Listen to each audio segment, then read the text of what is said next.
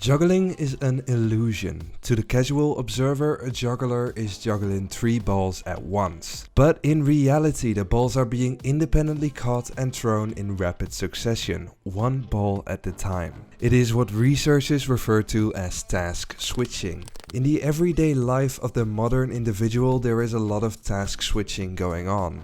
But there is a price for all this task switching. Today we discuss how, contrary to popular belief, multitasking doesn't make you more productive, it makes you less productive. All the information is taken from a chapter of the book The One Thing by Keller. There's a link in the description. Oh, and also if you like these types of videos, be sure to leave a like or let me know in the comments what you like or dislike about these videos. It really does help grow the channel so I can make even better videos for you guys. Alright, let's get started.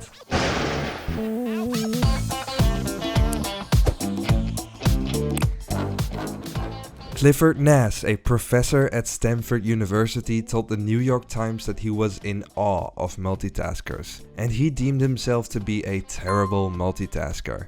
He and his team of researchers gave a large group of students a questionnaire to determine how often they multitasked. They divided their test subjects in 2 groups of high and low multitaskers and began with the presumption that the frequent multitaskers would perform much better.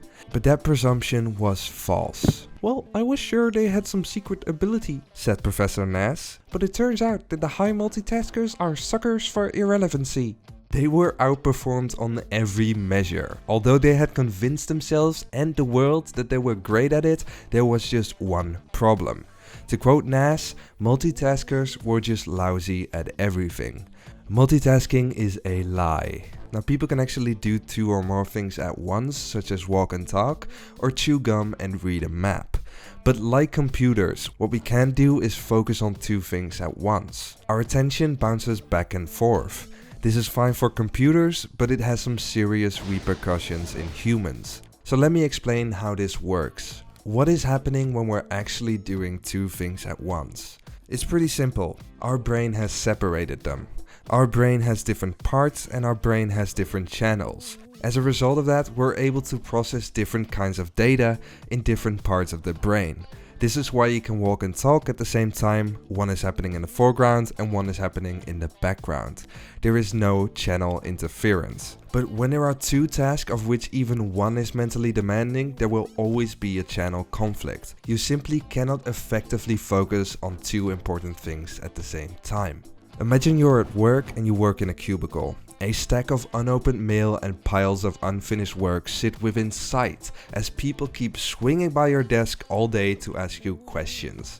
Distractions, disturbances, and disruptions. Staying on task is exhausting. Researchers estimate that workers are interrupted every 11 minutes and then spend almost a third of the day recovering from these distractions. When you switch from one task to another, 2 things happen. 1. You decide to switch.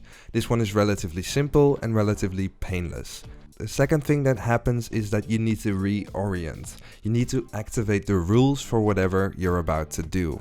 Now, switching between 2 simple tasks like watching television and folding clothes is quick and relatively painless. However, if you're working on a spreadsheet and a coworker pops in your office to discuss a business problem, the relative complexities of those tasks makes it impossible to easily jump back and forth. This reorienting takes energy and it takes time. In terms of the time, it costs you anywhere between 25% and 100% of the task that you're about to do.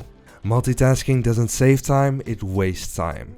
The research of Professor Nass was overwhelmingly clear.